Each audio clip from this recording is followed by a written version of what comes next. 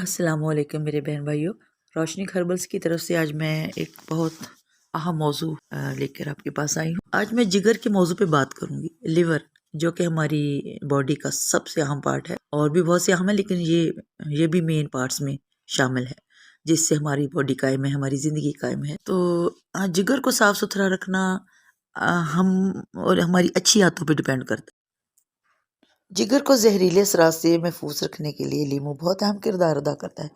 یہ جگر کے انزائمز کی کارکردگی کو مزید بہتر کر دیتا ہے، نظام ہضم کو بہتر کرتا ہے، کیونکہ لیمو میں اینٹی آکسیڈنٹ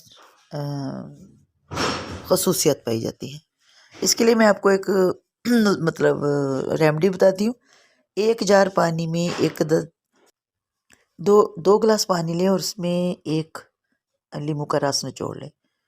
چاہے تو کٹے ہوئے لیمو بھی اس میں ڈال کے رکھ سکتے ہیں، اور اس پانی کو روزانہ پئیں۔ اور مزید خوش ذائقہ بنانا ہو تو تھوڑا سا شہد ایڈ کر لیں۔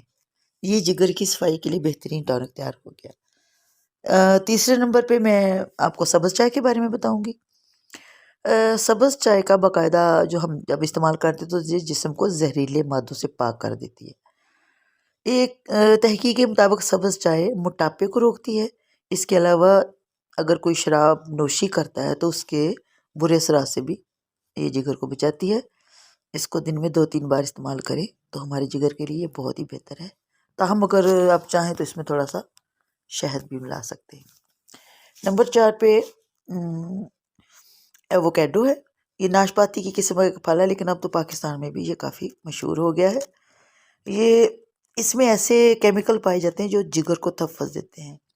انہی میں ایک گلوٹاتھیون ہے۔ ناشپاتی میں پائے جانے والے مونو انسیچوٹیڈ عناصر جسم میں بننے والی جو یعنی بیڈ کولیسٹرول ہوتا ہے اس کو کم کر دیتے ہیں، اور اچھے کولیسٹرول کو بڑھاتے ہیں، اور جگر اچھی طرح چکنائی کو ہضم کر لیتا ہے۔ پھر نمبر سیب کا آ جاتا ہے۔ ایک سیب روزانہ اگر ہم کھائیں تو یہ جگر کی کارکردگی کو بہت بہتر بنا دیتا ہے۔ سیب میں پیکٹین کی بھرپور مقدار پائی جاتی ہے۔ اس کے علاوہ اس میں حل ہونے والا فائبر بھی ہوتا ہے، جو کہ نہ صرف ہضم کی اصلاح کرتا ہے بلکہ معدے اور جگر میں سے زہریلے اثرات ختم کر دیتا ہے۔ اس کے علاوہ سیب میں میلک ایسڈ بھی پایا جاتا ہے، جو نہ صرف کینسر کے جراثیم کا خاتمہ کرتا ہے بلکہ خون کو بھی زہریلے اثرات سے محفوظ رکھتا ہے۔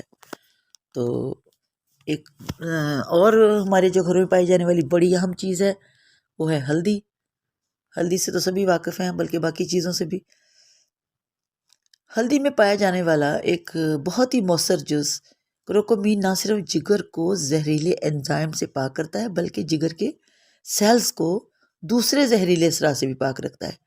اگر جو کسی بھی جگر کی بیماری میں کوئی مبتلا ہے، اللہ نہ کرے کوئی مبتلا ہو، تو یہ ریمیڈی ضرور استعمال کریں۔ 1 کپ پانی میں چوتھا حصہ ہلدی کا، مطلب چائے والا 1 چمچ لیں، اس کا چوتھا حصہ ہلدی ڈالیں اور پانی کو گرم کریں۔ ہفتے میں 2 مرتبہ نیم گرم پئیں۔ اس سے جگر انتہائی صاف ستھرا ہوگا، لیکن یہ یاد رکھیں کہ اس کو صرف آپ نے ہفتے میں 2 بار پینا ہے۔ تو اس میں نے آپ کو 4-5 چیزوں کے بارے میں بتایا ہے۔ تو انشاءاللہ سیکنڈ پارٹ میں کچھ اور چیزوں کے بارے میں بتاؤں گی جو ہمارے جگر کے لیے بہت ضروری ہیں اور ہمیں صحت مند رکھ سکتی ہے، اور ان کو ہم آسانی سے استعمال کر سکتے ہیں۔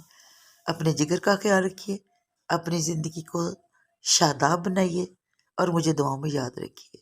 روشنی ہربلز کی طرف سے اللہ حافظ۔